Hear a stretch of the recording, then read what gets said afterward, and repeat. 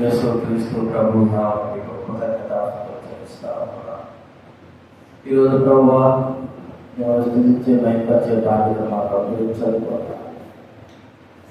ఈ వాక్యం యొక్క మానవాళి మీకు కృతజ్ఞతాస్తుతులు చెల్లిస్తా ఉన్నాను. ఈ స్వరూపత చేయండి, వాళ్ళలో యోగ్యంగా మీకు సహాయం చేయండి. నాకు చూపించిన మీ సహాయం కోరుకుంటూ వాక్యం ద్వారా మాతో మాట్లాడవలసిన ఆలోచిస్తున్నాం. మహిమ ఘనత స్తుతి ప్రభావం చేస్తున్నాం. యేసు క్రీస్తు నామమున ప్రార్థించి వేడుచున్నాము తండ్రి.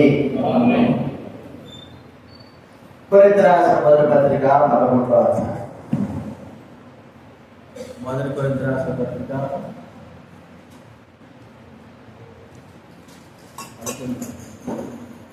బైబిల్ గనక నుంచి 153 బైబిల్ గనక నుంచి కొత్త నిబంధనలో 11వ అధ్యాయం 28 వచనంలో 23 చదువుతున్నాం. మొదటి కొరింథీయులకు రాసిన పత్రిక 11వ అధ్యాయం బైబిల్ గనక నుంచి 153. బైబిల్ గనక నుంచి 153 వెనక్కి వెళ్ళిపోవాలి. లాస్ట్ వెనకకి వెళ్ళిపోవాలి. అది వెనక్కి 153. కాబట్టి ప్రతి మనుషుడు తను తాను పరీక్షించుతాను ఆరాలు చేసి ఆ పాత్రను ప్రభువు శరీరం అని వివేచింపక తిరిగి త్రాగువాడు తన శిక్షానికి కలుగుటికే తిరిగి త్రాగుతున్నాడు. ప్రతి మనుషుడు తను తాను పరీక్షించుకోవాలనే వాక్యం మనకు చెప్పబడాలి. తను తానే ప్రజలు పరీక్షించుకోవడానికి యోగ్యత. కాబట్టి మనం పరీక్షించుకోవడం ద్వారా మనలో ఉన్న లోపాలు అయితే మనం పరీక్షించుకోకుండా ఉండడం అంటే అడిగితే నేను బాగానే ఉన్నాను అనే తలంపు మన హృదయాల్లో. కానీ ప్రభు అంటున్నాడు, అప్పుడు పౌలు ప్రభు ద్వారా మాట్లాడే మాట ప్రతి వ్యక్తి తను తానే పరీక్షించుకోవాలి. ఎందుకంటే ప్రతి వ్యక్తి కూడా పాపాత్ముడుగా ఉన్న వ్యక్తి పరిశుద్ధుగా చేయడంతో మాత్రమే అలా మరి తప్పిపోవడం అని చెప్పడానికి. కాబట్టి మనం పరీక్షించుకుంటూ యోగ్యమైన రీతిలో ఆలోచించాలి. చూడండి, ఒక మాట చూసుకుంటే మత్తయి సువార్త 18వ అధ్యాయం బైబిల్ గమనించే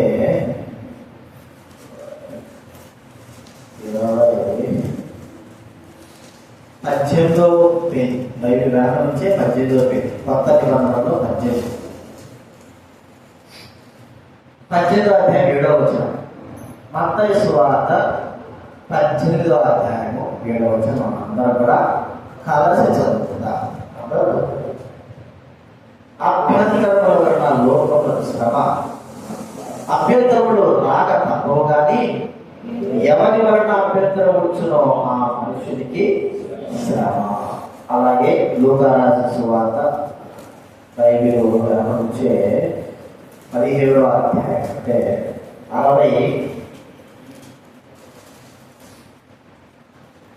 పేజీ. బైబిల్ గమనించి 69 17వ అధ్యాయం 2వ వచనం అందరూ చదువుకుంటాం. 17వ అధ్యాయం లూకా రాసిన సువార్త 17వ అధ్యాయం 69వ పేజీ 2వ వచనం. వాడి చిన్నవారిలో ఒకరికి అభ్యంతరము కలగజేసినలా వారి నడవ తిరగరాయి కట్టబడి సముద్రంలో పడవేయబడుట వారికి అభ్యంతరంలో లోకానికి మనం ఎక్కువగా ఇతరులను అభ్యంతరపరుస్తా ఉన్నాం. దేవుడు అట్లా ఉండకూడదు, ఇట్లా ఉండకూడదు, లేకపోతే ఏదో ఒక అభ్యంతరము ఒక వ్యక్తి ఏదైనా పని చేస్తున్న అభ్యంతరం కలిగిస్తారు, లేకపోతే దేవుడి కార్యాలు చేస్తున్నప్పుడు అభ్యంతరం కలిగిస్తాం. కానీ అభ్యంతరములు ఇతరులు కలగజేయడం కాదు, కానీ మనకు మనమే అభ్యంతరం కలగజేసుకునే విధానం.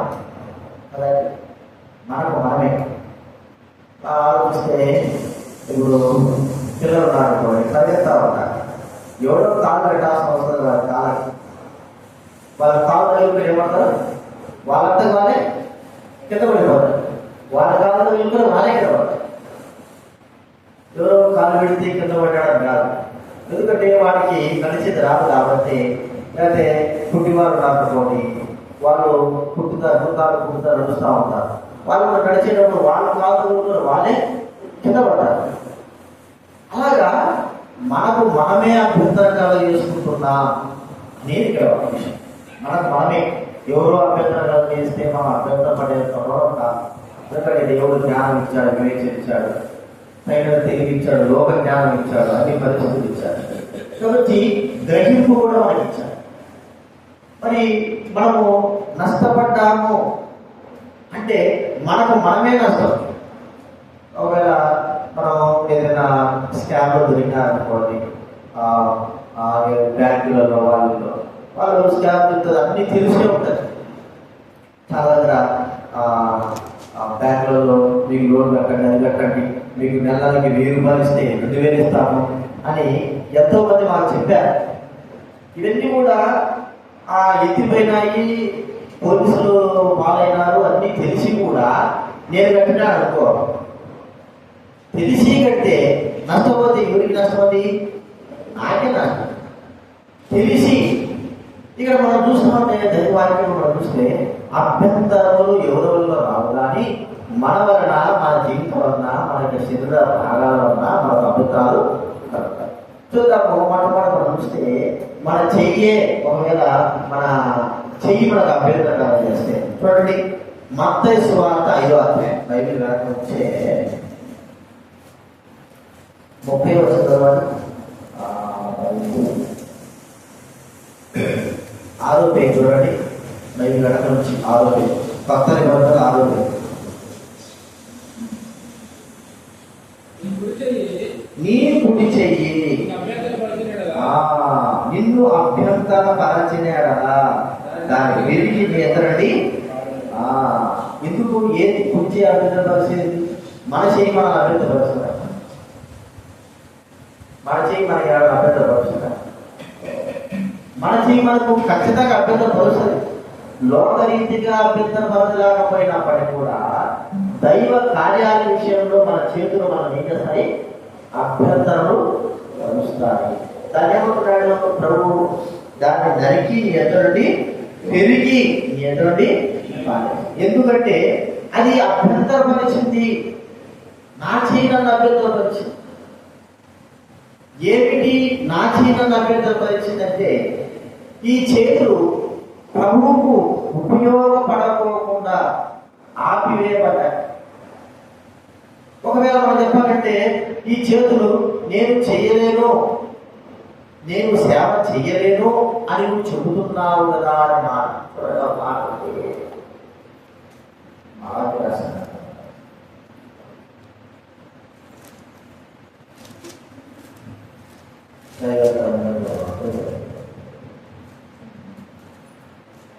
ఈర్మ్యా గ్రంథం 2వ అధ్యాయం 20వ వచనం. ఈర్మ్యా గ్రంథం 2వ అధ్యాయం 20వ వచనం.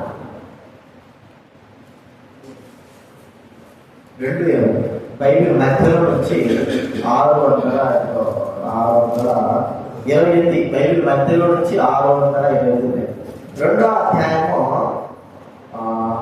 20వ వచనం చదవండి. ఎవరైనా పూర్వకాలం నుండి చెప్పి వేసింది నేను సేవ చెయ్యనని చెప్పుచున్నాను. నేను సేవ చెయ్యను, నా చేతులతో ఏ పని కూడా చెయ్యను. ఏమిటిది? దేవుని యొక్క కార్యములను, దేవుడి పనులను నేను చెయ్యను అనేటువంటి మాట మనం చూస్తాం. నేను చెయ్యను అంటే ఈ యొక్క అభ్యంతరము అనేది మనం చూస్తా ఉంటే మన చేతులు దేవుడి పని చేయకోకుండా ఆపివేయబడడం, దేవుడి పని చేయకోకుండా. చాలా ప్రజలు ఎలా ఉన్నారంటే దేవుడి పని చేయడానికి తమ చేతులుగా కష్టపడాలి. దేవుని సేవా పరిచయలో, దేవుడి మందిర పరిచయలో తమ చేతులతో ప్రభువుకు సేవ చెయ్యాలనేటువంటి ఆలోచన ప్రజలలో రాదు. అయితే లోకం కొరకు కావచ్చు, కుటుంబం కొరకు కావచ్చు, లేకపోతే మెప్పు కొరకు కావచ్చు, ఎంతో శ్రమపడి కష్టపడి బాధపడి అయినా సరే మనం ఆ పని మనం నెరవేరుస్తాం. అదే లోక కొరకు కాకుండా దేవుడి కొరకు చేయమంటే మన చేతులు మనం ఏం చేస్తాం చెప్పండి? అభ్యంతరపరుస్తాం. ఈ ఒక్క పనినా ఎందుకు అభ్యంతరం? దేవుని పనులను మనం ఎందుకు అభ్యంతరపరుచుకుంటున్నాం? మన చేతుల మనం ఎందుకు దేవుని సేవా పరిచయను జరిగించలేకపోతున్నాం? దేవుని పనిని జరిగించడానికి మన చేతులకు ఎందుకు పనిని మనం నియమించలేకపోతున్నాం? ఎందుకు అభ్యంతరపరచబడిన వారంగా మనం జీవిస్తాం? మిగిలిన వారంగా మన జీవితంలో ఆ పని చేయడానికి మనసు లేకపోవడం. మనం చూస్తామంటే నెహెమ్యా గ్రంథం కాలంలో యెరూషలేము యొక్క పట్టణము పడగొట్టబడిన తర్వాత దాన్ని కట్టడానికి కొరకై మరి ప్రజలైన వారు అందరూ కూడా చాలా మంది వచ్చారు. అయితే వారికి ఎదురైనటువంటి పరిస్థితి ఎలా ఉందంటే వారు మరి జీవించుకోలేని రీతిలో అవమానము, బాధ పొందుతా ఉన్నారు. మరి ఆ పని చేయడానికి కొరకై వారి మనసుని కానీ బయట నుంచి వచ్చేటువంటి అవమానాలు భరించలేక మరి వారు చెయ్యాలా వద్దాని సందిగ్ధంలో ఉన్నారు. అయితే నిమిడ వారి హృదయంలో దేవుడి పని చేయడానికి వారు మనసు కలిగి ఉన్నారు కాబట్టి వారు పని చేయడం చూడడం మానది. నెహెమ్యా గ్రంథం 5వ అధ్యాయం. నెహెమ్యా గ్రంథం 5వ అధ్యాయం. మరి బైబిల్ మధ్యలో వచ్చి 403వ పేజీ, 404 పేజీ చూడండి. నెహెమ్యా గ్రంథం 5వ అధ్యాయం 17వ వచనం. 403 లేదా 400 తర్వాత 17వ వచనం నేను చదువుతాను. 17 గోడ కట్టు వారను, బరువులు మోయి వారను, బరువు ఎత్తు వారను ఒక్కొక్కరు ఒక చేతితో పని చేసి ఒక చేతితో ఆయుధం పట్టుకొని ఉండేది. కదండి, ఒక్కొక్కరు ఒక చేతితో పని చేస్తున్నారు. ఇలాగా 21 ఆ ప్రకారం మేము పని ఎందు ప్రయాసపడితివి. బహుమానం చెప్పండి. 22 ప్రతివాడు తన పరివారంతో కూడా ఈ విషయంలో బస చేయబడతాం. అప్పుడు మా రాత్రి మాకు కాపుగారు పగలు పని చేయమని చెప్పేది. పగలు ఏం చేస్తారంటే పని చేస్తున్నారు కాబట్టి వారు పని చేతులను బలపరుచుకున్నవారు. ప్రేమిడ వాళ్ళ చూడండి 6వ వచనంలో 4వ అధ్యాయం క్షమించారు. 4వ అధ్యాయం ఇది 4వ అధ్యాయం 4వ నెహెమ్యా 4వ అధ్యాయం 6వ వచనం. నెహెమ్యా 4వ అధ్యాయం 6వ వచనం. ఆయనను పని చేయుటకు జనులకు మనస్సు కలిగి ఉండేను. ఏముందంటే మనసు అంతకుముందు వారు తిరస్కారం పొందినారు, అవమానం పొందుతుంటున్నారు. రాజు కూడా పడిపోతారని అవమానంగా మాట్లాడుతూ ఉంటున్నారు. వారు చేసే పని వదిలి వెళ్ళడానికి కొరకై ఎన్నో అవమానాలు, ఎన్నో బాధలు, ఎన్నో తిరస్కారాలు వస్తున్నప్పుడు వారికి దేవుని పని చేయడానికి కొరకై, తమ చేతులతో దేవుని పని చేయడానికి కొరకై వారు నిర్ణయించుకున్న వారిగా చూస్తాం. ఆటంకము లేకోకుండా వారు దేవుని పని జరిగించాలి. ఇది నాలో మనకి ఇవ్వబడినటువంటి పనిని మనం ఆటంకం లేకోకుండా చేస్తుంటున్నామా? లేకపోతే మన చేతులు మనల్ని అభ్యంతరపరిచి ఈ పని నువ్వు చేయకూడదు అన్నట్లుగా మనల్ని భ్రమపెడుతూ ఉంటున్నాయి. లోకంలో ఉన్నటువంటి వారి మాటల ద్వారా, లోకంలో ఉన్న పరిస్థితుల ద్వారా మనము భ్రమపరిచే విధంగా, భ్రమపడే విధంగా మన జీవితాలు ఉన్నాయా? చాలా మంది దేవుని సేవా పరిచయం చేయడానికి తమ చేతులను ఉపయోగించలేకపోతారు. ప్రియమైన వార్తల దేవుడు తన చేతులను మన చేతులను మరి ఆయన పని కొరకై వినియోగించడానికి మనకు అనుగ్రహించినప్పుడు వాటిని అభ్యంతర కారణాలుగా దేవుని పనిని చేయలేని వారంగా మనం చూస్తున్నాం. మనము అభ్యంతరంగా మన చేతులు ఉపయోగించవచ్చు. ఉపయోగపడేటట్లుగా మన చేతులను ఉపయోగించవలసిన వారంగా ఉంటున్నాం. లోకం కొరకై మన అవయవాలను నీతికి సాధనాలుగా ఎలాగైతే ఉపయోగించామో చూడండి. రోమా రాసిన పత్రిక, రోమిలకు రాసిన పత్రిక 6వ అధ్యాయం బైబిల్ 2 నుంచి 137వ పేజీ. రోమా రాసిన పత్రిక 6వ అధ్యాయం.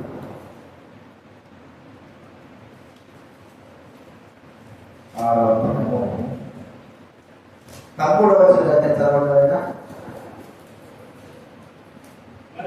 మరియు మీ అవయవములను దుర్నీతి సాధనములుగా అప్పగింపకుడి. దుర్నీతి సాధనముగా బాబా అయితే మృతులలో సజీవపడుకొని అప్పగించుకుడి. మీ అవయవములను నీతి సాధనములుగా దేవుడికి వెళ్ళాలంటే నీతి సాధనములుగా నీతి సాధనాలుగా మా ఇంకా 19 వచ్చిన చివరిలో అయితే పరిశుద్ధత కలుగుటకై ఇప్పుడు మీ అవయవములను నీతికి దాసులుగా అప్పగించుడి. పరిశుద్ధత కలుగుటకై మన చేతులు పవిత్రమైన చేతులుగా దేవుడు మరి అనుగ్రహించాడు. ఈ పరిశుద్ధమైనటువంటి పవిత్రమైన చేతులను ఎలాగ మనము ఉపయోగిస్తుంటున్నాం? ఈ చేతులను ఏ దానికి ఉపయోగిస్తుంటున్నాం? దేని కొరకై? దేవుని సేవా మధ్యలో కొరక, లోకం కొరక మనం ఉపయోగించేది. మనము చేసే పని దైవిక పని అయితే దేవుని సేవా పరిచయలో మన చేతులు ధారాళంగా ఉపయోగపడాలి. మనం చేసే పని లోక పని అయితే మనము కష్టపడవలసిన పరిస్థితుల్లో కష్టపడాలి. అయితే దైవికమైన పనులకు మాత్రము మనం ఆటంకం కలగజేయకోకుండా మన చేతులను ఉపయోగించవలసిన వారంగా ఉంటున్నాం. ఎందుకంటే చేతుల బలం దేవుని సేవా పరిచయకి ఎంతో అవసరం. బలహీనమైనప్పటికీ దేవుని సేవా పరిచయలు మన చేతుల ద్వారా దేవుని సేవ మనం అనేకంగా చేయించాలి. చాలా పరిస్థితులు, చాలా సంఘాలలో డబ్బున్న సంఘాలు, ఆపద సంఘాలు ఏం చేస్తారంటే వాళ్ళు మరి తమ చేతులతో దేవుని పని చేయకోకుండా మరి డబ్బులు ఇచ్చేసి మరి పరివారం చేత లేకపోతే క్లీనింగ్ చేసే వారి చేత ఇలాంటి పనులను నియమిస్తారు. మన సొంత పనులు మనము మన ఇంట్లో ఎలాగైతే మన సొంత పనులు చేసుకుంటే మనకి ఎలాగైతే తృప్తి ఉంటుందో చేతులతో, అలాగే మన చేతులతో దైవికమైన సేవా పరిచయం చేస్తే మనకు కూడా అంత తృప్తి. కాబట్టి గుర్తించుకుంటా చేతులు మనల్ని అభ్యంతరపరుచుకుంటున్నాయా? దేవుని సేవ చేయకోకుండా ఒకవేళ అభ్యంతరపరిస్తే వాటి విషయం ఏమిటంటే పెరిగి పారవి. ఏమిటి అంటే అది నీకు దైవ పని చేయలేకపోకుండా అభ్యంతరంగా చేస్తుంది. కాబట్టి అది ఉన్నప్పుడు అన్నాడు ప్రభు అన్నాడు, ఒకవేళ ఒక చేయి లేకపోయినా పర్వాలేదు కానీ పరలోకంలో మరి ప్రవేశించడం నీకు ఎంతో గొప్ప సంతోషం. ఒకవేళ అదే చేయి ఉండి నిన్ను అభ్యంతరపరిచి దేవుని సేవా పరిచయం చేయకుండా ఉండి నరకాన్ని తీసుకెళ్తే ఆ చేయి వల్ల ప్రయోజనం ఏంటి? ప్రేమిన వారా, చెయ్యి మనకి ఇవ్వబడిన చేతులు ప్రభువు సేవ కొరకై ఉపయోగించాలని ప్రభు మనతో మాట్లాడుతున్నాడు. అంత మాత్రమే కాదు, మనం చూస్తే మార్కు రాసిన వార్త చూడండి 39వ పేరు 40వ పేరు 45 మార్కు రాసిన వార్త 9వ అధ్యాయం 45 వచ్చింది.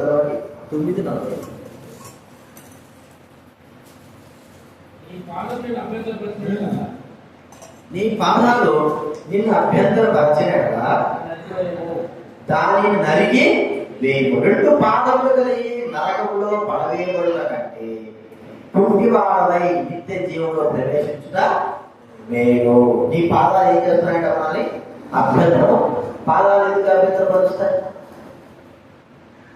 మనం పాదాలు నడుస్తా ఉన్నప్పుడు ప్రభు సన్నిధికి వస్తున్నా వచ్చే సమయంలో ఈ పాదాల యొక్క డైరెక్షన్ మారిపోతాయి.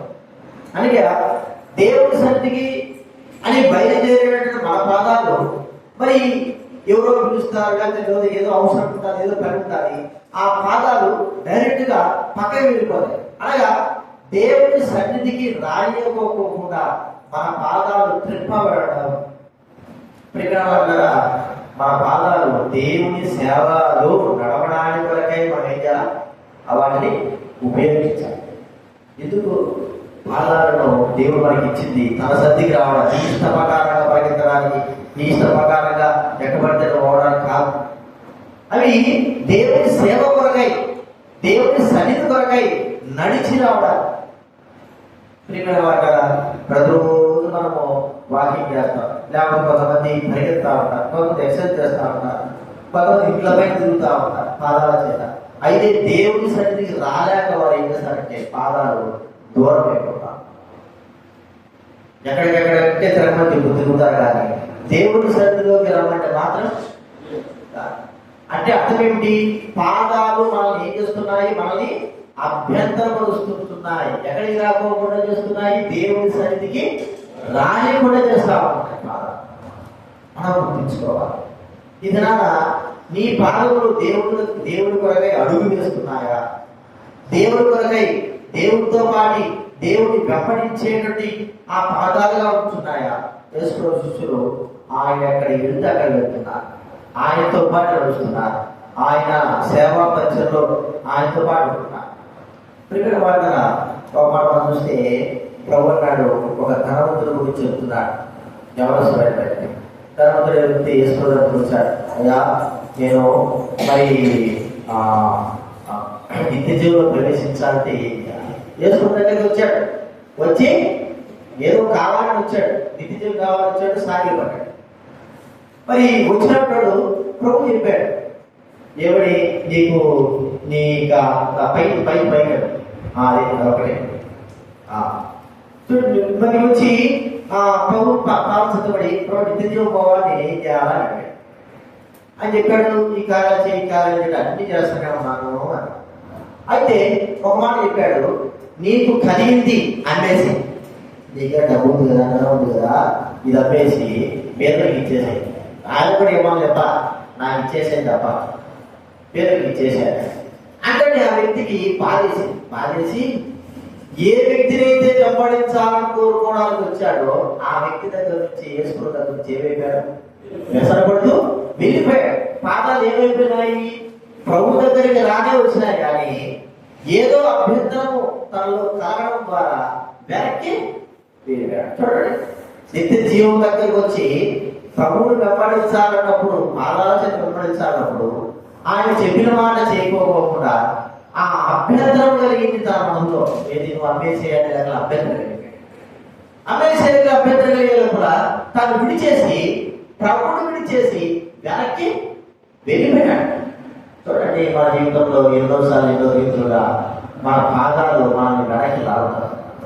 బయలుదేరినారని ఆ దేవుని సన్నిధానికి, కానీ ఏదో అడ్డు వచ్చేసి కదా.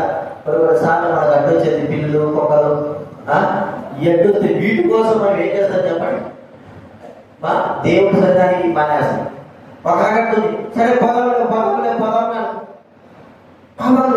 మరి దేవుని సన్నిధికి పోవడానికి ఇష్టపడదు. ఇక్కడ వాళ్ళ బాగా ఇక్కడ నుంచి ప్రతిరోజు వారం ఒకసారి దాని 1000 రూపాయలు ఇస్తున్నా అని చెప్పారు అనుకో, అందరూ ఖచ్చితంగా నడుచుకుంటా రావాల్సిందే అని చెప్పారు అనుకో. అక్కడ భక్తులు నుంచి నడుచుకుంటా రావాలంటే వారానికి ఖచ్చితంగా అందరూ నడుచుకుంటారు సార్. ఖచ్చితంగా ఏం చేస్తారు? నడుస్తా. 1000 రూపాయల కోసం అని ఏం చేస్తారు? నడుస్తాం సార్. అంతేగా దేవుడి మంది రండి, దేవుడి మంది మీకు ఆశీర్వాదం ఉంటుంది, దేవుడు మీకు సాయం చేస్తాడు, మీరు నడుచుకుంటూ వస్తే మీకు ఏదో దేవుడు ఇస్తాడంటే నడుస్తాడా? ఎందుకు? 1000 రూపాయల కోసము వాడు ఎంతకైనా సరే ప్రయాసపడతాడు, కానీ దేవుడి సన్నిధిలో ఆశీర్వాదం ఉంది అంటే నడవడానికి ఇష్టపడదు. కనీసము మన బైక్లో రావడానికి కూడా కష్టమైపోతున్నాడు. నడిచాడు ఏమవుతాడు? అభ్యంతరం ఏం చేస్తుంది మనల్ని? మన కాళ్ళు దేవుని సన్నిధికి అయితే వెనకేస్తుంది, లోకరికైతే ముందు పడ్డారు. దేవుని సన్నిధికి అయితే వెనకేస్తుంది, లోకం కొరకు పిల్లలు స్కూల్కి పోమంటే వెనక్కి పోతారు, ఇంటికి పోమంటే ముందుకు పోతారు. అంతే. దేవుని సన్నిధికి రమ్మంటే కూడా పిల్లలు వెనక్కి వెళ్తారు. మరి స్కూల్కి పోమంటే ఇంటికి పోమంటే ముందుగా. ఏమిటి? పాదాలు అభ్యంతరం. ఈ మాట ప్రభు చెప్పాడు, పాదాలు అభ్యంతరం చెప్పాడంటే దేవుని రాజ్యం కొరకై మనం ప్రయాసపడుకోకుండా, ఆయన కొరకై నడవకోకుండా, ఆయన కొరకై మరి నడిచి వెళ్ళకోకుండా, ఆయన వెంబడించకోకుండా పాదాలు వెనక్కి లాగడానికి కొరకై వీళ్ళు లాగుతా ఉంటారు.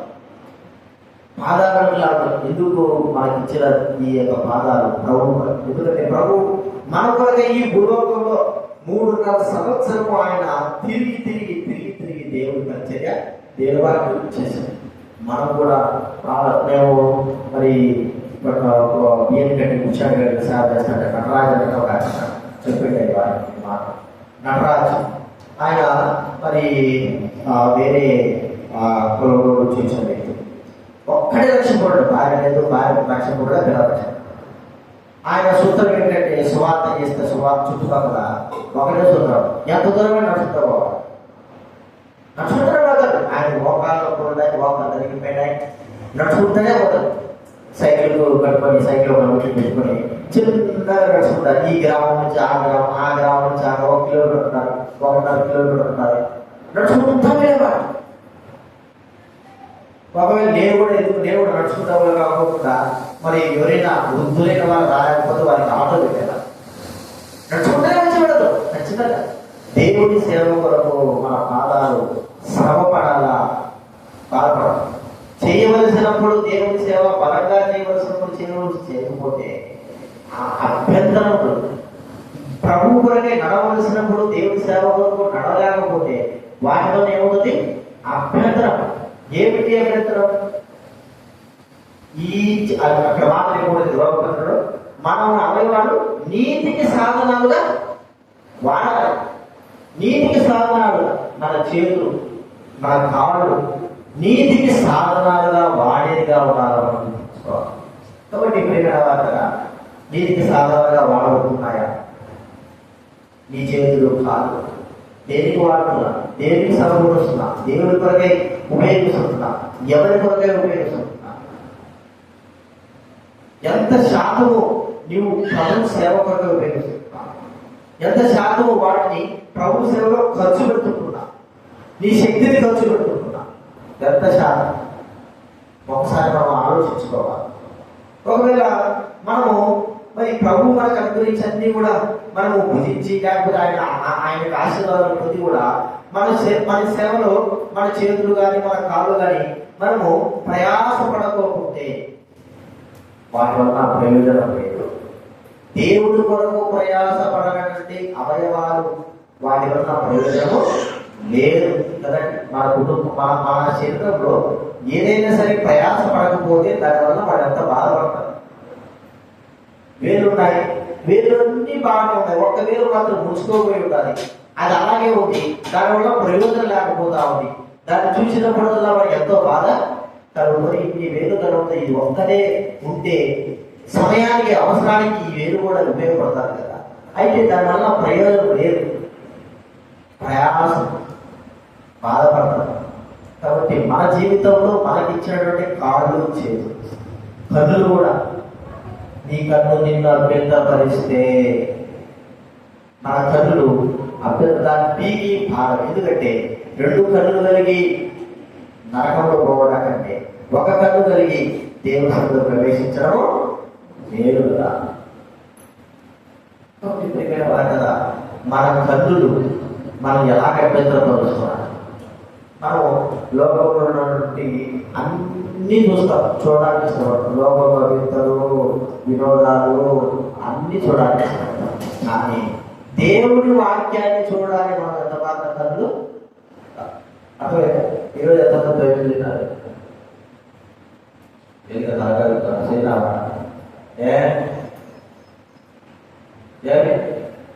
గాయత్రక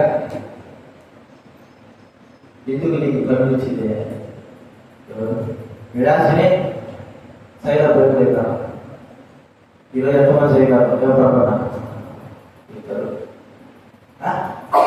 నేను పని చేసినా అంటారు. పని చేసిన దానికి బయట చదువుతాను. దేవుడు అలా చేసిన అసలు అయితే తప్పించలేదు. ఎక్కడైతే ఈరోజు ఎందుకు చదవలే? ఏం పని ఉంది? నీ కన్నులతో ఏం పని చేసినావు? నేను తెలుసా కదా.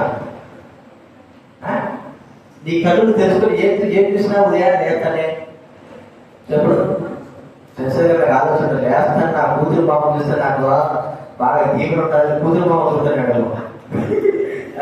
అదే ఉంటుంది నాకు నుంచి ఇప్పుడంతా ఇది ఆచారం లేకపోతే మొహం చూడకూడదు. కళ్ళు ఎవరు మొహం చూడాలా? కూతురు మొహం చూడాలా, కొడుకు మొహం చూడాలా? మరి దేవుడి మొహము దైవాక్య మొహము గుర్తుంటారు. కళ్ళు వచ్చినందుకు ఎప్పుడు చూసేది నీ కూతురు మొహమే, లేకపోతే ఎవరు మొహం చూస్తున్నావు. కానీ దేవుడి మొహం ఎప్పుడు చూస్తావు నీకు? చెప్పండి. దేవుడి మొహం అంటే దేవుడి వాక్యం. ఇది ఎప్పుడు కళ్ళు కనబడుకోకుండా గుడ్డోలమైనప్పుడు మనం సావడానికి ఇష్టపడతాం. ఖచ్చితంగా అప్పుడు వస్తుంది మనకు ఆలోచన. గుడ్డోలం అయితే అప్పుడు నేను సావాలనుకుంటున్నాను, నాకు సాగు రాపాయ. ఇప్పుడు అన్ని నాకు కనబడతాం. కనబడినప్పుడంతా ఏం చేస్తాం? కనబడినంత ఎప్పుడు చేస్తాం? ఏం చేస్తాం? ఆయన ఏముందిలే ఒక లక్షలు వ్యాపకాయ మిగతా చైనా బయటలో అందరూ మాకు ఈరోజు ఎదుగు డేలా ఇచ్చినట్టున్నారు. ఒక్కరు ఇద్దరు చదివినారు అంతే. ఎందుకు చదవగా విజయన దేవుడి వాక్యము మనము కన్నులతో చూసేది. ఎందుకంటే అది దైవగ్రంథంలో భక్తుడు అంటాడు. చూడండి 119 18 దైవులు మధ్యలో వచ్చి 119 515 18 వచ్చింది. 119 నీ ధర్మశాస్త్రం నందు ఆశ్చర్యమైన సంగతులు చూచినట్లు నా కన్నులు ఏం చేయమంటాడు? తెలుగు ఏ కన్ను కావాలా? ధర్మశాస్త్రం చూసేదానికి ధర్మశాస్త్రంలో ఆశ్చర్యకరమైన నీ సంగతులను నేను వాటిని మరి ఉదయం వేపుజాం కాకముడిపే వాటిని తెరచుకుందును అనేటువంటి మాట మనం చూస్తాం. చూడండి, మాట మనం చూస్తే 37వ వచనం 37వ వచనం ఎవరన్నా 119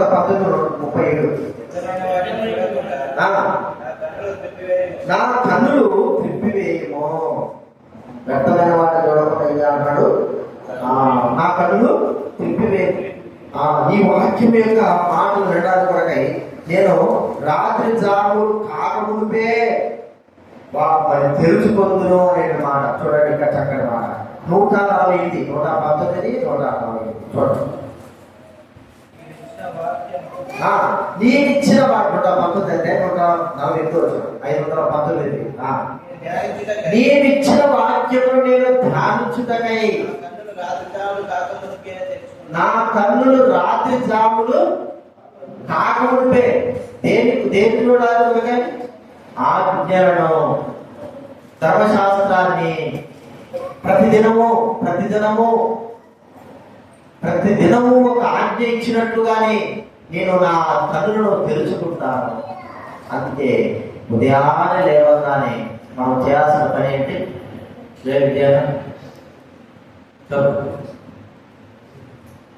ఎక్సర్సైజ్ చేస్తే మన శరీరానికే బలం. మరి మన ఆత్మ విషయమే దేవుడి మన జీవిత విషయమై, మన ప్రవర్తన విషయమై మనము బాగుగా నడవాలంటే, మనకు దేవుడు మాట్లాడాలంటే దేవుడి వాక్యమును మనం ఏం చేయాలా? చదవడానికి కొరకే మన కన్నులు రాత్రి జాములు కాకమునిపే మనం ఏం చేయాలా? ఇక్కడ మా మాట ఎందుకంటే రాత్రి జాములు కాకములు కంటే ఆ దినాల్లో లైట్లు లేవు కదా. ఏంటి? చిన్న దీపాలు. వాళ్ళు పడుకునేట్టు 7-8కి, కనీసం 7 పడుకుంటారు. పల్లెటూరులో మేము 6-7 పడుకుంటారు. దానికి మునిపై ఏం చేస్తున్నాడు? ఇప్పుడు మన లైట్ ఎప్పుడు కాయపడుతుందో చెప్పండి. రాత్రి 10-11 హైదరాబాద్ అయితే 24 hours ఉంటాయి. ఒకవేళ 12 వరకు ఉంటే మళ్ళీ 3 గంటల నుంచి మనం తెలుసుకుంటాయి లైట్లు వెళ్తాం. ఎప్పుడు మనకు వెలుతురే. మరి దేవుడి వాక్యమును మనము అప్పటికంటే ఇప్పుడు ఇంకా ఎక్కువగా మనం ఏం చేయాలి? తెలుసుకోవాలి. కన్నులు అర్థంగా వస్తున్నాయా? దేవుడి వాక్యమును చదవలేకపోకుండా, దేవుడి వాక్యమును ధ్యానించలేకపోకుండా కనీసం ఉదయమైనా సరే చదవలేకపోకుంటే ఆ కన్నులను ఏం చెప్పన్నాడు? పెరిగి దేవుని ఆ వాగ్దానం, దేవుని ఆజ్ఞలను చూచి కూడా మనం చదవలేకపోతున్నాం అంటే అవి అభ్యంతరం పరుస్తున్నట్టే కదా. ఇక్కడే మనం వ్యర్థమైన వాడిని చూడకుండా నా కన్నులు దేనికి ఎక్కువగా మనం కన్ను చూపిస్తాం? వ్యర్థమైన వాడికి కన్ను చూపిస్తాం. దేవుడి వాక్యాన్ని మనము కన్నులు తెలుసుకో. కాబట్టి ఆ కన్నులను పెరిగివే అంటే ఇవన్నీ దేన్ని, మన చేతులు కావచ్చు, మన కాళ్ళు కావచ్చు, మన కళ్ళు కావచ్చు, దేనికి అభ్యంతరం చేస్తున్నాయి? దేవుడి నిమిత్తమే అభ్యంతరం చేస్తున్నాయి. ఇవి ఎవరివి? ఇవి పక్కవాళ్ళ కల్లా మనవి మనకేం చూస్తున్నాయి? అభ్యంతరము మనకి అభ్యంతరం చూస్తున్నాయి. విలాసనే ఏడబడి మెదుగు సండే స్కూల్ పోవాలి.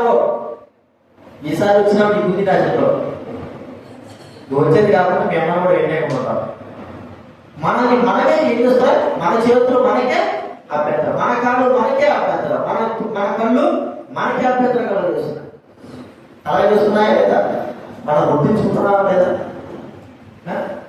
అలా చేస్తున్నా అంటే మనమే నష్టం కల చేసుకుంటున్నాం. ఎవడో మనం ఆపడంగా మన చేతులు దేవుడి పని చేయకోకుండా ఎవడో మనం ఆపడంగా, మన కాళ్ళు దేవుడి సందికి నడవకోకుండా ఎవడో మనల్ని అడ్డు పెట్టడంలా, మన కళ్ళు దేవుడి యొక్క వాక్యం చూడకోకుండా ఎవడో అడ్డు పెట్టడంలా, మనకు మనమే అడ్డు చేసుకుంటున్నాం. మనకు మనమే తెలిసి